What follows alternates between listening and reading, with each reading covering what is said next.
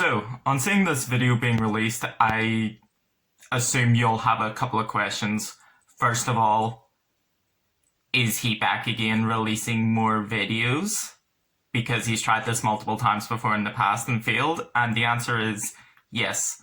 Mostly because lockdown is boring and I have finished university, so I have nothing to keep my attention. So why not return back to this YouTube channel?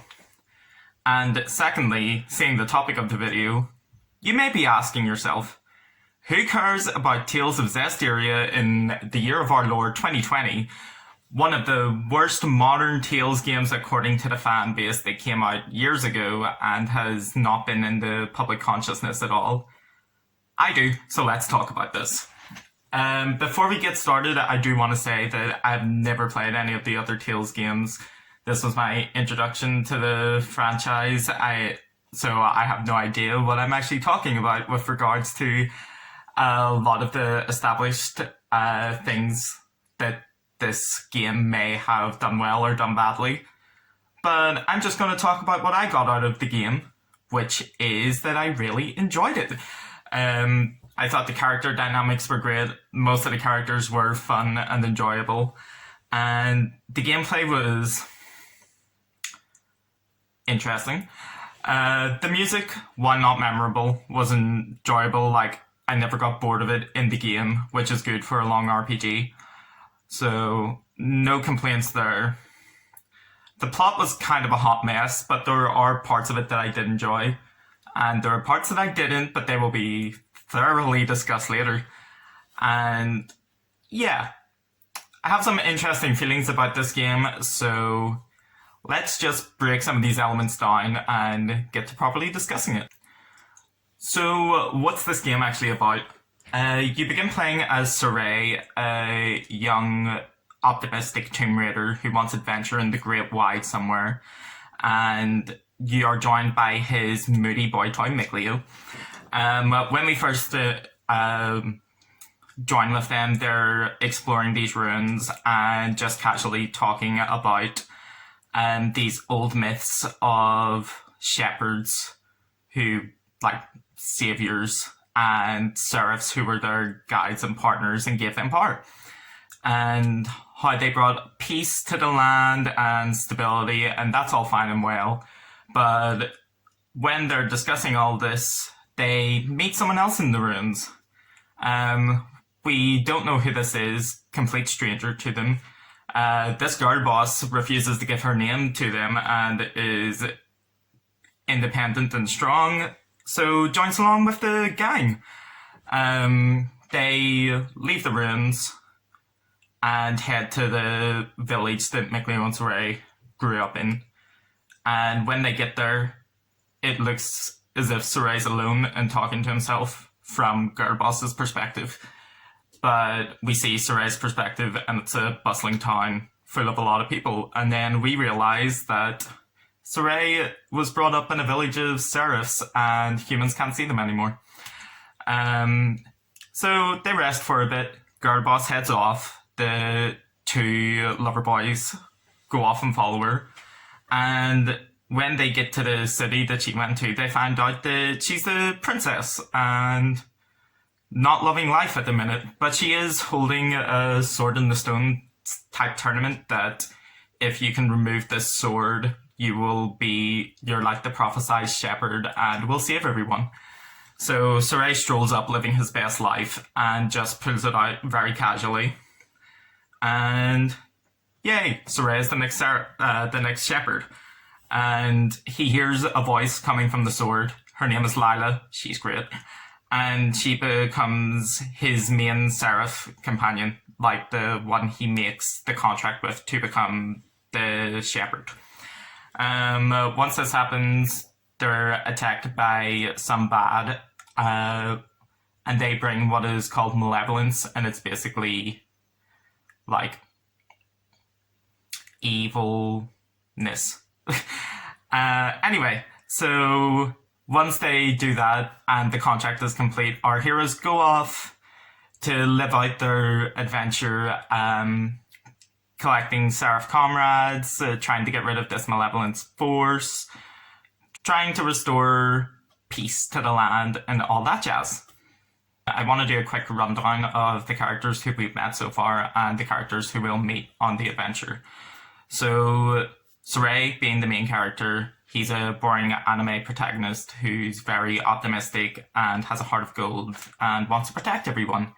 The secondary protagonist, arguably, is Mikleo, Saray's moody bottom who just wants to become stronger and live his best life. Then we have Lyla, who I mentioned. She is a queen. She is the main seraph who contracts the other seraph to Saray and is basically kind of his source of power. I would say out of all the characters, she's the most well-rounded out of them.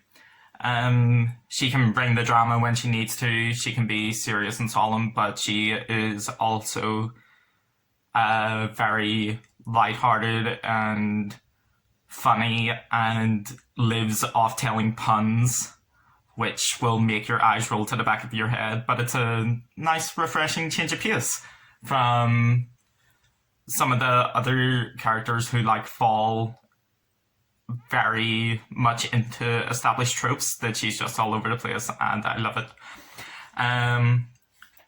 Our princess, who's named Alicia, she is first established as a guard boss, as I said, but she fails at every step at anything she does.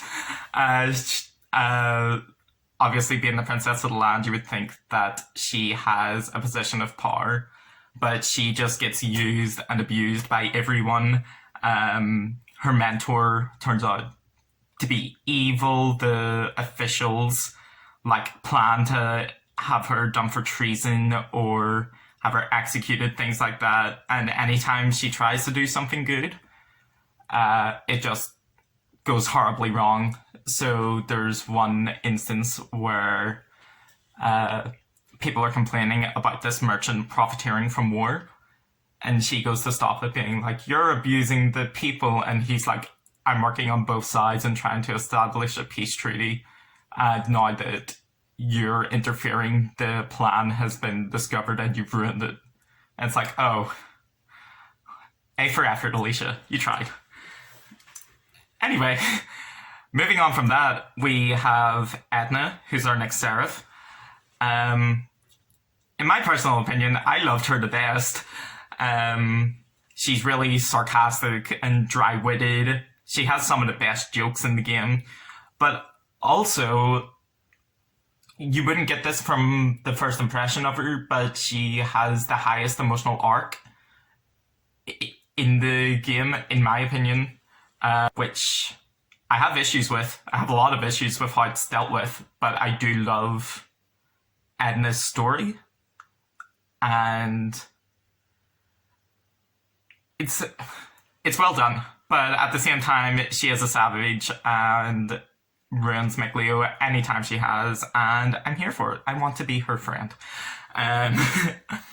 Next, the other human character who is basically the other main human, Alicia kind of gets outlined, is Rose, who is an assassin with a heart of gold. She always looks on the bright side and is really cheery and always tries to cheer the group up, despite on multiple occasions going out and straight up murdering people and carrying out assassin duties. You'd think when she gets integrated to the party, it's oh, she's a mainstay, she's going to be good, and it's nope, she's going off to kill someone, and I'm here for it. It's such a it's a nice twist, I would say. But yeah, Rose, great. Despite being one of the biggest sources of tonal dissonance in the whole game. Finally, the last seraph, if you can tell, there are four, and they make up the four elements. So this last seraph is named Dazzle. He's overprotective of Rose due to tragic backstory. He's moody he's just moody throughout the whole situation until the end.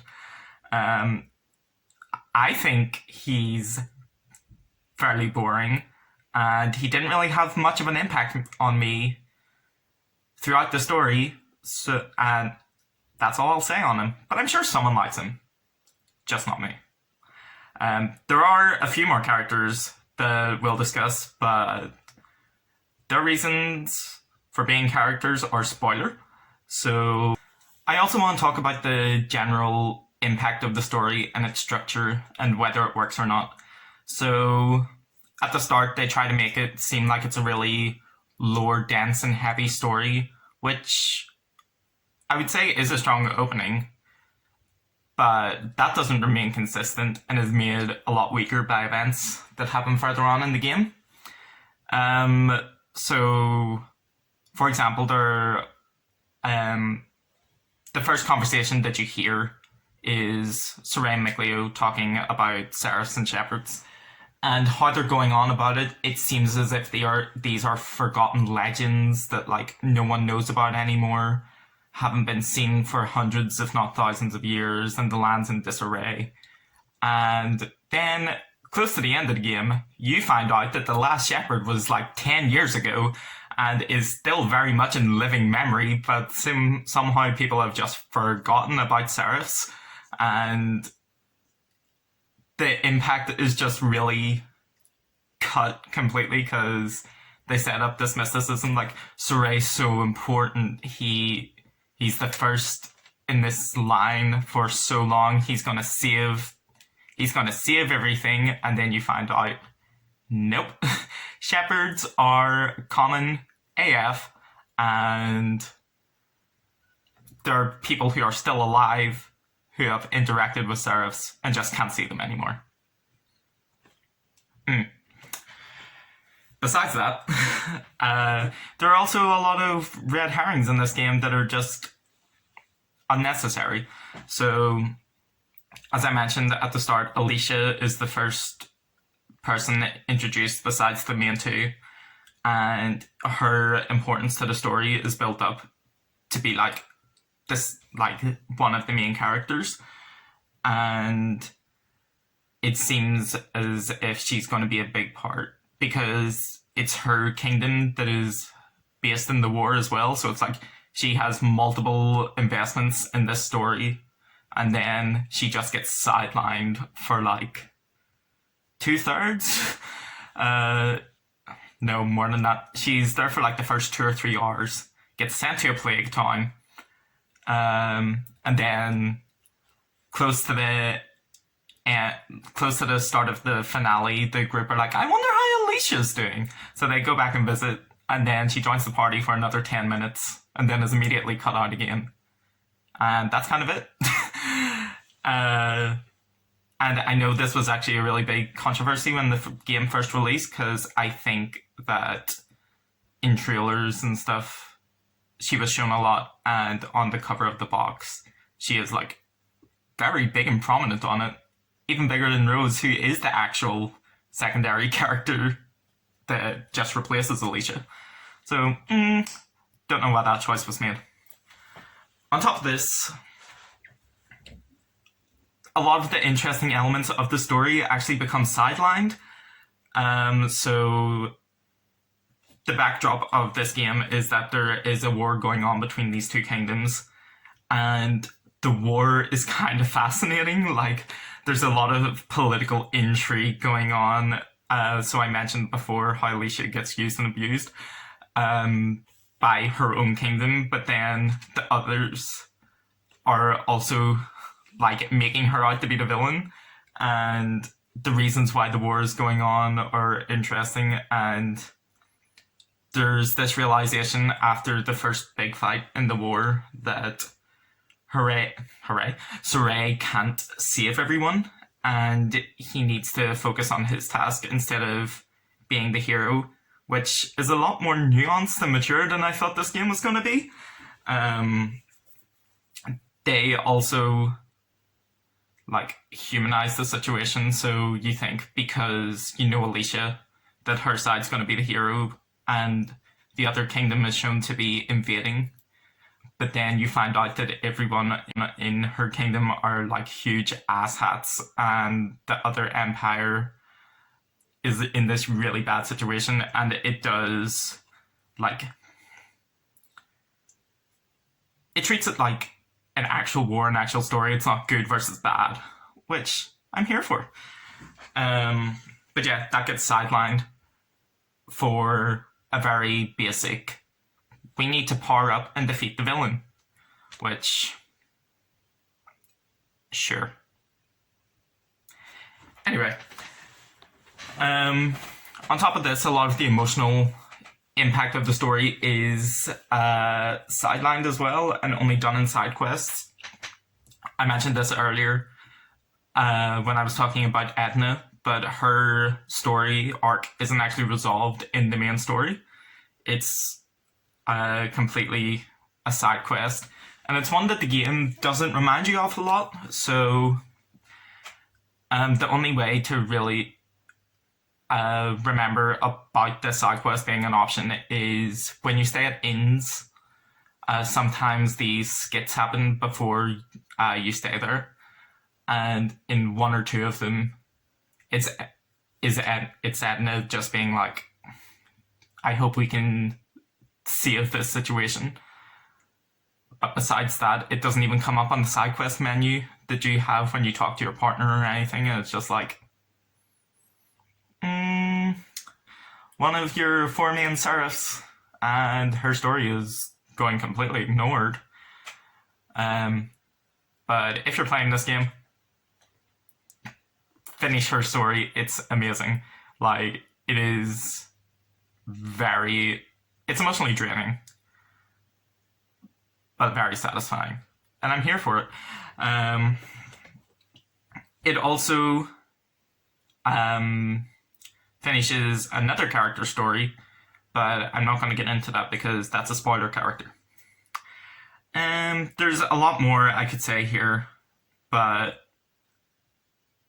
I'm trying very hard not to go into spoilers at the minute. And a lot of the issues I have do come in the second half of the game, so let's leave this for now. So I'm going to move away from the story for a bit so this discussion doesn't become too stale, and I'm going to talk about the gameplay. This is a game after all, so let's talk about whether it's fun or not. And the answer to that question is, it's complicated. So for me, I actually did find a lot to enjoy about the gameplay of this, but I do understand that it's not for everyone, especially for longtime fans of the series. I think this game changed up a lot of stuff or done stuff differently, and people were not vibing with it. So, sucks to be them. I enjoyed it.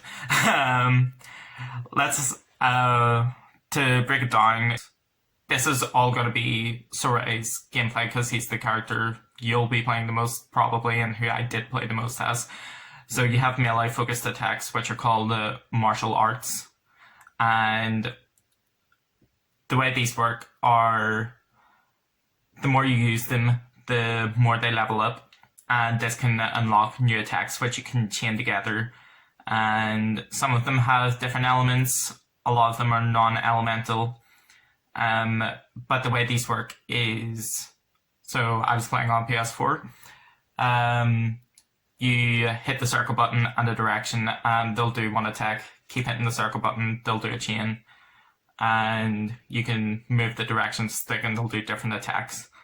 But you'll always have the same attacks. You can't decide which attacks you want to have and don't want to have. Like, they'll always be the same attacks on the same direction no matter what. You also have more magic focused attacks, arguably, and these are called hidden arts, and these are completely changeable. You only get to have 4 at a time, 5 at a time, and how these work are you have a list of them and you fill out the slots of the directions, and you never have to stick to one attack on one direction. You can mix and match it, and it's a lot more customizable. and these are done with pressing X and a direction. So circle and X are your two main attacks. If I was to compare the combat system in this to any game, I think I would compare it close to Lightning Returns, Final Fantasy 13. Because there is some level of customization in it, you can switch it up and stuff like that. But you still are limited to an ATB type gauge in this called Spirit Chain, which means that when that blue bar in the bottom of your HUD runs out, you can't do any more attacks, and you have to wait there and block. So this game isn't full turn-based. It's not turn-based in the slightest, but it's not action JRPG. This isn't Kingdom Hearts or anything like that. One thing I find interesting about this battle system is they decided to make it more intricate than it seems on the surface level. So you do have the elements and enemy weaknesses and stuff like that. But interestingly, they decided to pair status effects with elements. So it's fire is burn, obviously. Earth is slow. Water is poison, and air is fatigue. And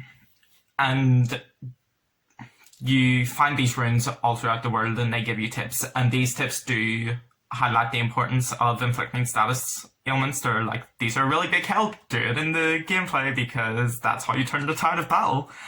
But the game does not give you a consistent way to inflict these status ailments, which I think is asinine. So my biggest problem with this is there are no attacks or spells or anything that have the purpose of inflicting it. Like, you can't cast poison or slow or stuff like that. It's a percentage based on the attack you're doing and your equipment stats, which, yeah. And yeah, it's a random chance based on an elemental attack. And it's like, thanks, I hate it. Also, on top of this, when they decided to make the battle system a bit more intricate, they tell you the species of the monster also has an effect on the weakness. So certain types of attack, whether they're more physical based or seraphic or hidden arts, they'll have different effects on different species, and it's like, great, but there's no consistent way of checking this. To check this, you have to stop the battle. Like, you have to stop mid-battle, open up this menu, see what the species of animal is, and because there are so many different attacks at once, you're not going to remember what arts are good against what type. So you'll have to bring up the arts menu as well mid-battle to check it, cross-reference them, and then do it. And by the time this is done, the battle could have been over three times over, just by focusing on elemental weakness. So it's great that they decided to make this a bit more complicated.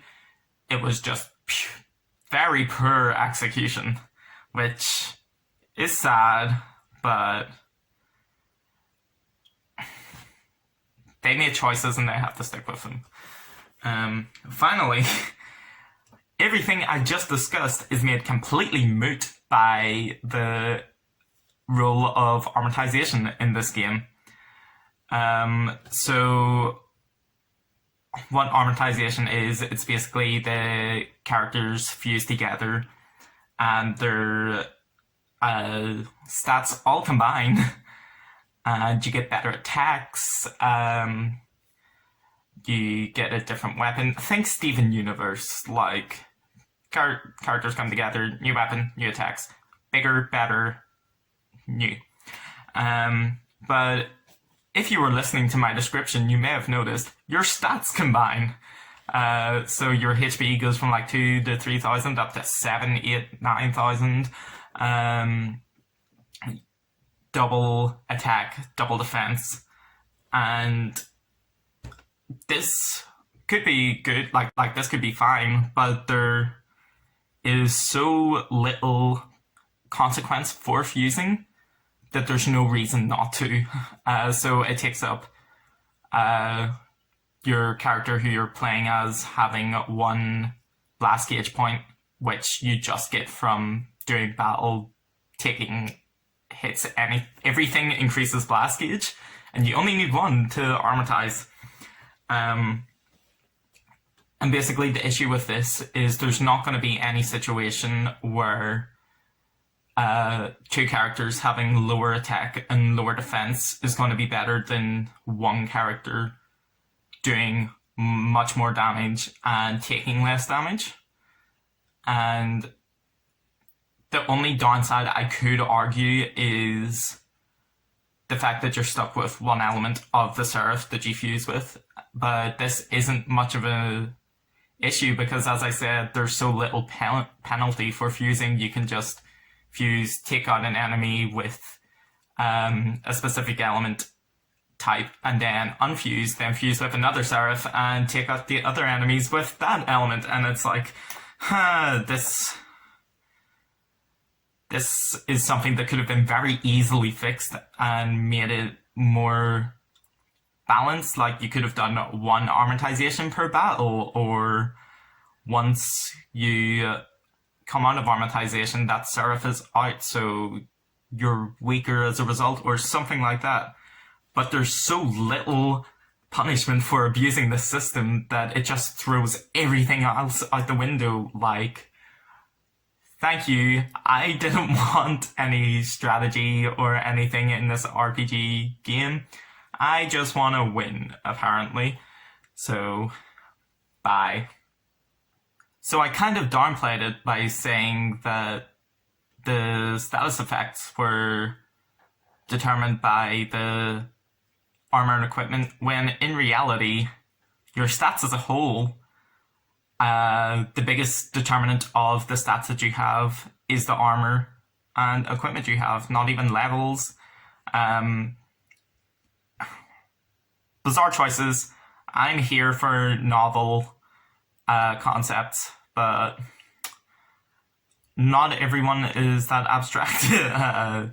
Developers, you need to rein it back a bit, and I'm pretty sure they did. I saw with Tales of Zestiria, which is directly linked to this game, that it wasn't as much of an issue. So let's talk about it anyway. So with your armor, God, I don't know where to start. It's such a big topic. Your armor levels up by fusing it together. This game loves fusion. And yeah, you upgrade your armor. Think Final Fantasy 13, an issue people had with that game as well. And the way this works is the more you fuse weapons together, weapons can go up to level 99, I think. And those stats will increase, but they increase all of your stats, including your HP.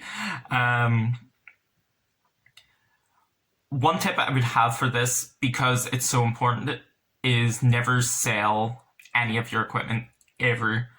You can always upgrade it, you can transform it into better stuff. Don't sell it. Money is not an issue in this game. Every battle gives enough gold that you will be fine. Don't. So this it's already annoying that stats are determined by your equipment. This becomes even more complicated when you take in the skill system of this game. So each bit of armor and equipment has 4 slots for skills that you can put in. And when you're building your equipment set, there's going to be a grid in the corner that is going to have a big effect on how you do this. So the skills you put on change what's highlighted in the grid. And this is really important because if you line things up or stack things, you get very big bonuses. So pay attention to this. So along the vertical line is your stats. So like attack, defense, focus, things like that. And along the horizontal line, yes, are no, I mixed that up. Along the horizontal line is the stats, and along the vertical line are the elements. So if you line things up along the elements, you get boosts in those stats. So just say you done a line of fire, you would get increased chance of burning, resistance to fire, stuff like that. And if you went along one of the stats, you would get like multi-elemental attack, chances of increasing all those, stuff like that. And if you do a full line, you get bonuses, as I said before. I mentioned like the element one, but if you do it along a stat, you can get like 20% increase to all your stats, which is pretty nice. But on top of this, you can also stack skills. So just say you put everything onto your fire attack, that'll increase your chance of burning. And as I said, the game likes your status ailments, so remember that. There's a lot of different combinations you can do with this. You can build your character and make them like the best, but it's hard to get certain skills because, first of all, you can't pick and choose skills. Once you put a skill on a weapon, it's stuck there, and the only way to fix it is by fusing. And when you fuse, you don't get to choose which skills you want to pass over. The game automates that for you, so you can sit there trying to fuse all the weapons you want to get the skills you want, or you can rely on the Norman, which are small cat things that you find out in the world, and they will put a skill on a weapon that you choose. But to do that, you need a free slot. And I appreciate what they're going for. A for effort, they are trying, but there needed to be some level of making this easier. Like, they put in some very strong determinants into your equipment and then made it hard to make it customizable. And it's like, I'm not living for this right now.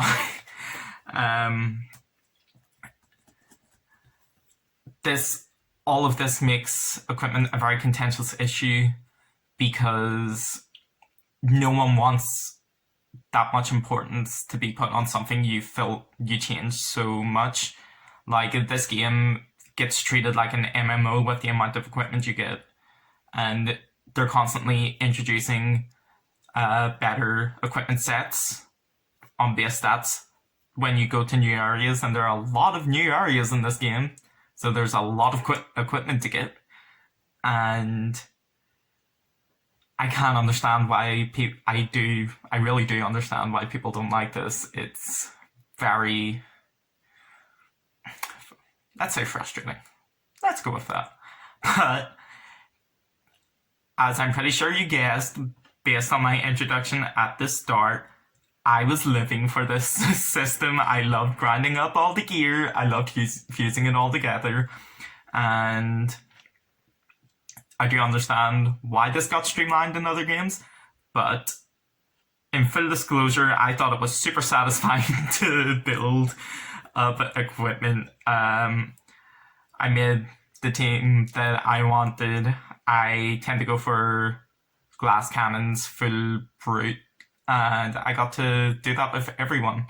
I'm pretty sure by the end of the game, my Lyla had like over 1,000 in magic attack and stuff like that, and I spent far too much time on that equipment menu. I'm pretty sure I spent more time on that menu than I did in the game itself, and I don't regret it. I had a great time. As I said, I like this game, and if the majority of my time was spent in that menu, so be it. Okay, so before we move on to the final bit of story discussion and stuff like that, I just have a couple of miscellaneous things that I want to cover. So I've got my thoughts out about everything in the game. So starting off, I want to discuss the art style just slightly. I didn't make this a main point because it didn't really leave much of an impact on me. I don't have much thoughts about it. It's pretty. I like the colors. It's bright, vibrant. It's a nice change of pace considering just media as a whole is very dark and depressing to look at now. So anytime that there's color in anything, I live for it. It's like Midsummer. Like, that's a horror movie, but because it's bright and colorful, it's the best thing ever to me. But one point I do have to say about artistic choices is that a lot of the dungeons were identical and boring. So there are 4 main dungeons which are each connected to a serif, and they're fine. They have their own stuff going on. They're living their best lives. But a lot of the either optional dungeons or the just generic ones you have to go through, they all have the same patterns, the same walls throughout. They're just like 5 floors of the same thing over and over again. And it can become really repetitive, and it's just such a shame because the overworld is so colorful and bright and has some interesting design choices going on that when you get to a dungeon, it's just sure. But yeah, nothing too special. Okay. But besides that, I want to talk about the music for a second. As I mentioned before, I didn't think it was memorable. It was able to I didn't get sick of it. It wasn't too repetitive or anything like that, but there were no certifiable bops in there. I would say if I was to compare it to anything, I would compare it to like a concert band suite or something like that. Like, it's big, bombastic brass, and it doesn't rely on strings as much as other game soundtracks, which, nice.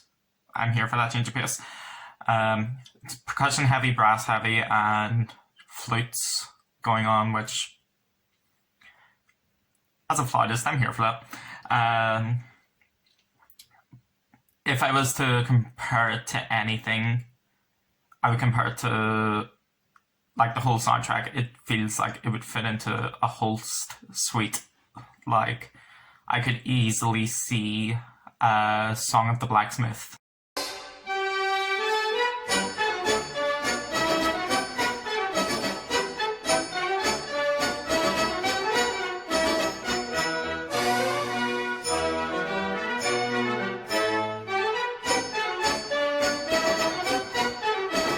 Or Fantasia of the Dargazon.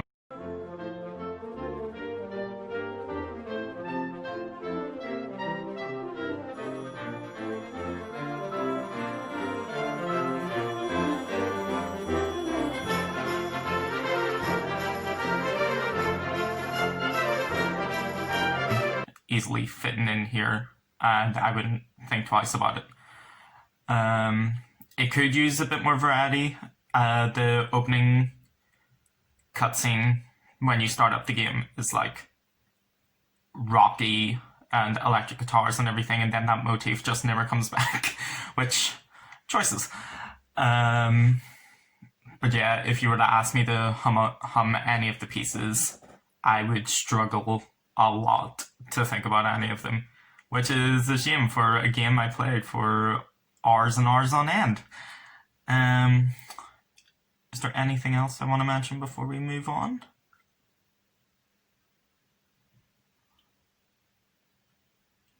Yes, actually. So I mentioned gameplay-wise, a lot of mechanics are hit or miss, but one thing I did really enjoy is the passive stuff that goes on. So if you, when you're running around in the field, there are you can set up skills that just go on in the background. So this will be like make food for the party, find money, stuff like that. And I just thought it was nice that there was some quality of life choices that I did appreciate, especially the wind stepping one, which allowed your characters to run faster.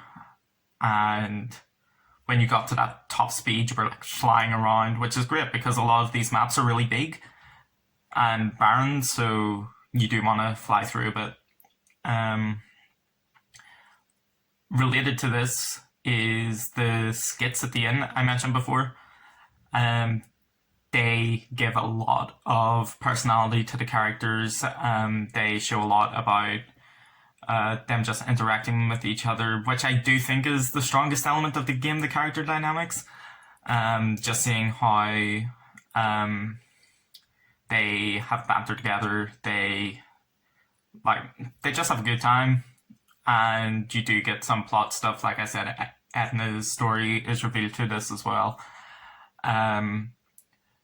Also, the best thing I think I've ever seen in a game is the Armadillo finding the perfect circle thing with Lyla, which when it first popped up, I was in utter disbelief. Like my mouth was hanging open that this dialogue was being said, and I immediately had to tell people about how I found a clip and I just sent it to my friends being like, this just happened in the game I'm playing, and I was getting responses like, what? Like, that's not a thing, and it's great. But it has some stuff like that, and it's just really nice to have small details like that implemented. Okay. That's enough of side stuff. We're gonna actually get into the end bit, which is... yeah. So the issues start when you've gotten all your Seraph powered up and you head back to Pendrago to see what's going on over there. And you find that there's more malevolence than ever, even though you've cleared the city of all the bad that was there. And when you get there, you find that there's this purple bitch just living her best life, vibing in all this malevolence, and ruining everyone else's time. So it's revealed that she's a Seraph, but she can't be purified, which means she hasn't been corrupted, she's just a bad bitch. And it's also her who reveals Dazzle's backstory and how he thinks he done something bad in the past, which he didn't, but he's guilty about it. He feels he needs a redemption arc, and they build this up so much that this very quickly this turns into a redemption scene where they don't really build up Dazzle to be a bad character before, or someone in need of redemption, because he's just been shown to be caring but moody. So he's there. But in this portion of the game, he straight up sacrifices himself, and the emotions are high for about 2 seconds, and it feels like this should be like a turning point. The game's going to be serious from here on in. But on his deathbed, he tells Rose not to be sad, and she takes this message so far to heart that it's clearly not what Dazzle was intending, but he was like, don't let the sadness interrupt the journey, and Rose took this as, don't care about me, I'll be fine. So straight after the battle, no one is allowed to grieve. Like, Saray and Lyla go up to her like, are you okay? We know that Dazzle was really important to you. And Rose is just like, I'm fine, smiley face. And if anyone even mentions about being sad about it, Rose immediately speaks up and is like, that's not what he wanted. You bitches wouldn't know because I was there when he died. And yes, when you have an important objective, it is important to not get sidetracked by your emotions, but this was straight up repression. Like, the any I can't even explain it. It's like anytime the story wanted to be emotional, Rose would interject, and I did praise her for being lighthearted before, but this straight up was like ridiculous. She's really deflective, and you're like, this is gonna. You start thinking, it's like, oh, they don't want her to have an emotional scene because this is gonna build up, and those feelings that she's avoiding will bubble up, and she'll either lash out on the party or have a breakdown or big revelation, something like that. But no, nothing comes of this. She just stays in that reflective position, and it's like, doesn't want me to be happy, so I'm just gonna vibe here and enjoy still being an assassin. It feels like a waste to have a build up to an emotional scene, sacrifice a character, and then have it feel like it didn't matter anything. And if you played the game, you may be thinking, well, the other characters grieve. The night after the battle, they all stay awake and reflect on the situation. But this Rose situation is compounded so much by the introduction of Zavid into the party. And this is a character who I didn't talk about before because spoilers, but Zavid, another Wind Seraph, takes over from Dazzle. And it's like Dazzle wasn't there. He has the same color scheme. He's very similar in appearance and build. They have the same weapons and equipment, and he just takes over skills. And it's like, I understand that you can't handicap the party like that by not introducing something, but at the same time, they done it immediately. Like, they don't leave it a bit, so you have to fight with it out of Wind Seraph, which would have made it more impactful, or anything like that. And Zavid, personality-wise, is different, which is nice, but he's straight-up comic relief. Like, he is just horny for everyone that's in every scene, and the group kind of just doesn't have any opinions on it. They go along with it. And don't get me wrong, I love Zavid a lot more than I love Dazzle. He brings more into the group, in my opinion. He has some really funny scenes, like there's one scene when you're standing in and Dazzle's like, let's go to Hot Spring to spy on the girls in the party, and Saray is just like, what? Because he's in it with Mikleo. And he's like, yeah, we need to get those babes. And then Saray's like, that babe, and Mikleo walks into the scene half naked, and it's great because anytime Zavid is being horny, he gets shot down by everyone in the party and no one's with him, and it's nice. Anyway, side tangent over. After Zavid joins the party, the war subplot becomes the main plot for a bit. And as I said, I really enjoyed this war subplot.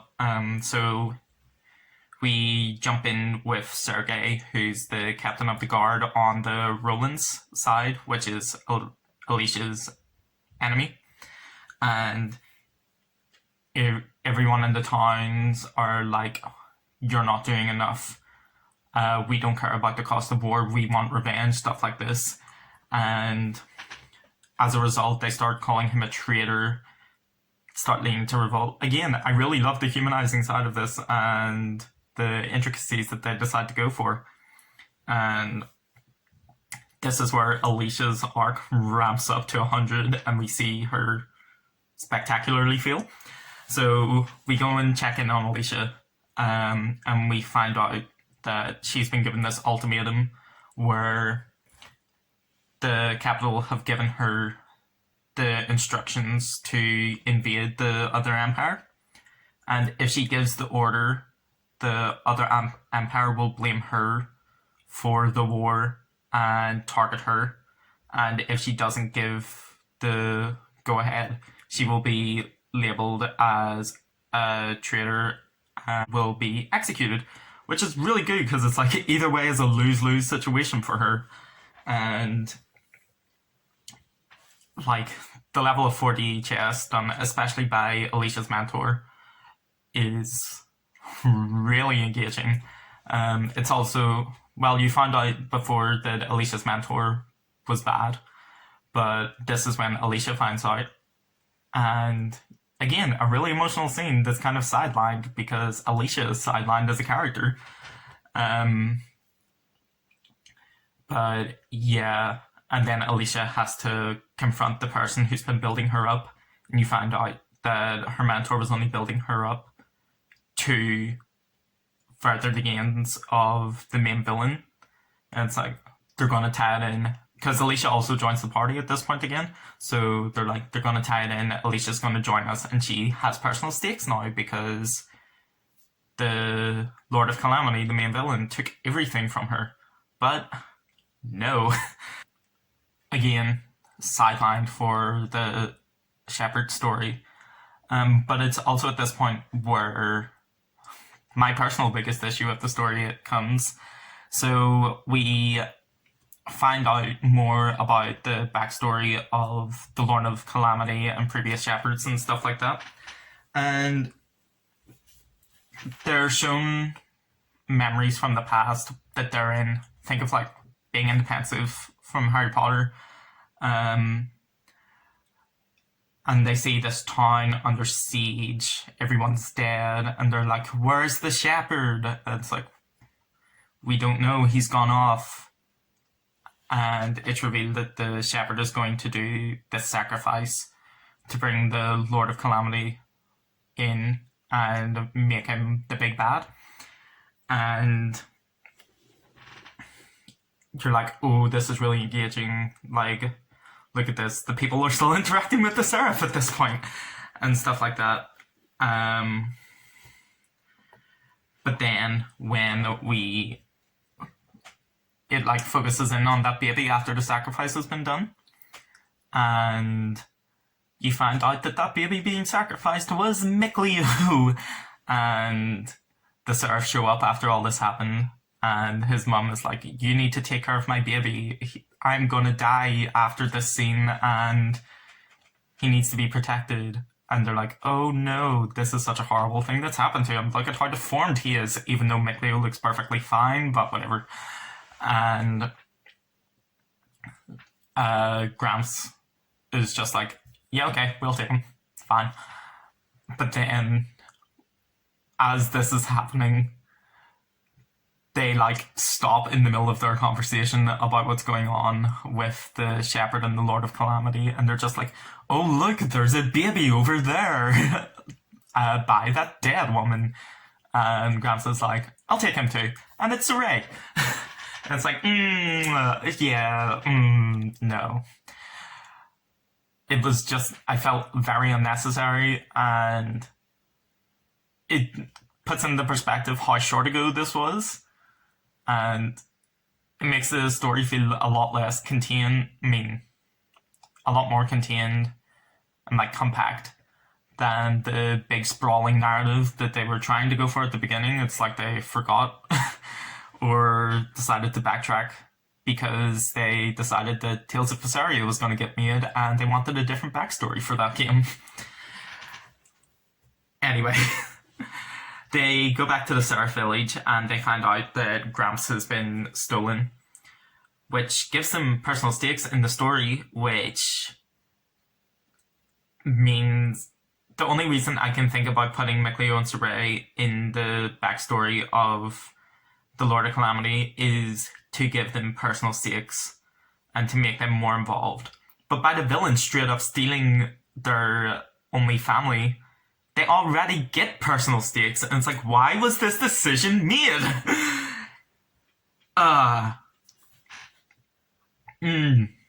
So, it's their duty to go and defeat the Lord of Calamity, even though as the shepherd, that was Saray's duty from the beginning, so you could have said, it's his responsibility to defeat the Lord of Calamity, and the stakes of peace and harmony in the world, so the world doesn't fall into malevolence and darkness, may have also been stakes as well, which means they have personal stakes and duty stakes. I do not understand this backstory for it. It's a bit unnecessary in my opinion, but sure, whatever. They have more to go in. So after we find out all this, it's time for the final dungeon, and the final dungeon's fine. It's moody, depressing, has a lot of optional fights and stuff in it, and that's fun. The difficulty ramps up. It's fine. It's your generic end of the world location with like floating platforms and red mood lighting and all that jazz. But it does a good job of getting you hyped for the final battle. And the final battle by itself, I do think, is well done. They slowly take your party away. Soraya has to step up and do it himself. He can't rely on others. So it's a theme throughout the game that when Soraya can't kill anyone. It's a part of Zavid's introduction. It's a big thing with Rose that anytime Soraya needs to kill something, he can't do it, and someone else needs to step in. And here he finally has to do it himself, which A+ storytelling. I'm here for it. And great multi-phase battle. It wasn't too hard in my opinion. And it didn't introduce a lot that was new, but I do like the phase where you're sacrificing your Seraphs one by one, so your moveset becomes a lot more limited as the fight goes on. And then you even lose Rose. So it's just Soraya. And I do like that aspect. But then the end happens, which is abrupt and lackluster. And it also has multiple after credit scenes, which just confuse things. So I'm gonna get into that discussion now, so super spoilers. So after you defeat Zaldalf, the Lord of Calamity, it's shown that there's no more malevolence in the land, everything's good, stuff like that. But it cuts to Rose, and she's just standing by a giant crater. It's implied that Soraya's either dead or gone. And yes, that's fine. Cuts to Alicia and Sergei in the middle of negotiations with the war, and they realize the malevolence gone, but the sides still aren't cooperating enough. Still implying, intricacies of war. It's not as simple as big bad defeated. We're all friends again. Again, happy with that. No more Hellions, that's fine. But then, for some reason, it does a comedic smash cut to a grave, and it's Rose's grave, and all the Seraph are just standing in front of it, and the new shepherd is putting a flower down in memoriam for it, and it's just why? If I don't understand why they chose to show Rose being relieved that all the fighting's over and she can go back to having a somewhat normal life. She had a lot of loose ends. I feel as if they could have done a montage to show her going on new adventures or chilling out, becoming old and dying like that. But they literally go from her standing over the final battle it's over, smash cut the grave. It's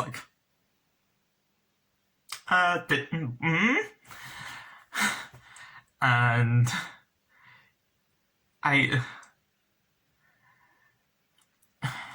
it also has an impact on the emotions of it, because the idea of Rose being the last survivor, she could go on to tell their story.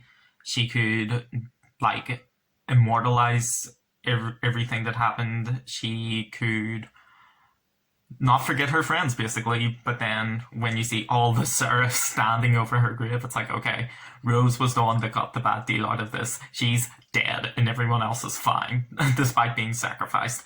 And it's like, okay, whatever. And the second after credits scene makes this even worse. So it's Mikleo fused with whoever the new shepherd is, exploring a dungeon, which looks cool. It's a lava dungeon. And they fall down a hole somehow. And they're hanging on. And a hand reaches down, and you see by the bracelets that it's Saray. And Mikleo looks like ecstatic, relieved, and then just cuts to black. And I don't know why that was needed. They could have either shown Saray standing at Rose's grave, which would have had more of an impact, despite my issues with that, because he would have been mourning his friend. I don't know why they needed a second after credits stinger.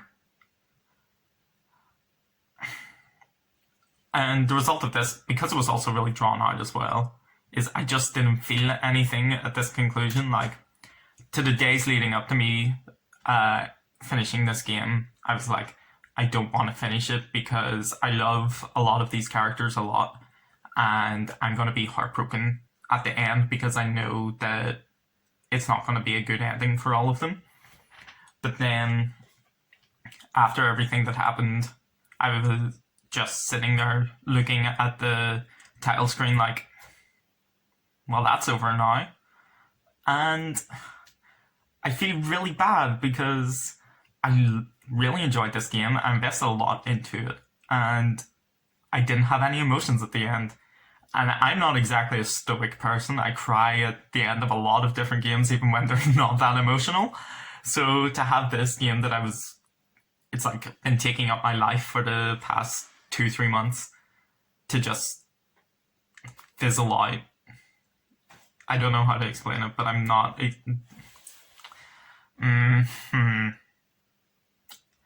So, yeah, that's my feelings on the game. I found it was a fun experience. The characters were great. I really enjoyed the characters individually, but also their dynamics together. The game really went out of its way to pair different people up, to explore different personalities interacting with each other, which I'm all for. It really fleshed out the characters. The gameplay systems I personally enjoyed, but I do understand why people do not like them, especially given a lot of bizarre choices and then moot choices like armatization. It's a mess, but it's a hot mess, and I'm here for it. Individual plot elements in the game I find great. Again, the war situation, I know I've talked about it more than I've talked about the actual main plot, but it's because the main plot is generic and boring, and that's really interesting, as well as Etna's side plot, which is so good. If you play this game, you need to finish that because it's so good. This is in no way a perfect game. It's flawed, very flawed. I can see that. But I still loved playing this game. It kept me entertained for a very long time, and even after I finished it, I went in and done all the optional stuff. I basically 100%ed this game. I was wanting to talk about it with a lot of people. I just forced a lot of people to listen to me talk about it, even though I know no one else who's actually played this game or any of the other Tales games, so it was completely going over their head, and I might as well have been talking to a brick wall. But feelings gotta get out. And that's the point of this video. I wanted to discuss this with someone, but I didn't have anyone. So your boy's just getting his thoughts out in a messy, incoherent way. And I can't speak for fans of Tales games, but I do. I actually recommend this game a lot. I did find it a really enjoyable experience, especially during a time when there's not a lot else to do. We're all stuck at home. Hopefully, me ranting about this has made you at least curious about it. Or if you do have feelings about it, you can comment how trash you think this game is and how my hot takes are really bad. Or you can agree with me that Edna is the best character in the game and needs to be protected. But that's all I have to say about this for now, so until next time.